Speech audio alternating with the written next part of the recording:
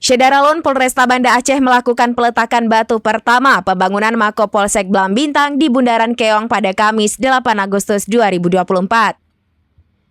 Prosesi peletakan batu pertama pembangunan Polsek Blam Bintang dengan desain 2 lantai itu dilakukan langsung oleh Kapolresta Banda Aceh Kombes Fahmi Irwan Ramli bersama PJ Bupati Aceh Besar Muhammad Iswanto dan Komandan Lanut Sultan Iskandar Muda Kolonel PNB Hantarno Edi Sasmoyo. Pembangunan ditargetkan selesai dalam 2 hingga 3 tahun ke depan. PJ Bupati Aceh Besar Muhammad Iswanto mengatakan, dengan hadirnya Polsek Blam Bintang di depan pintu gerbang Bandara Sultan Iskandar Muda itu, diharapkan dapat menciptakan rasa kenyamanan dan keamanan untuk masyarakat.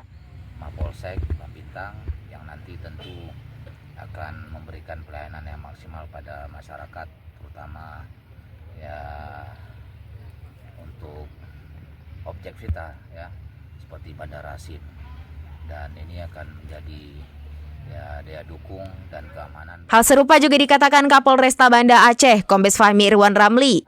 Dia mengatakan pembangunan Polsek Blam Bintang itu untuk pelayanan jangka panjang dalam 20 hingga 30 tahun ke depan. Melayani masyarakat Blam Bintang, tetapi juga nantinya ke depan melayani seluruh masyarakat yang berangkat dari Bandara SIM dan datang di Bandara SIM.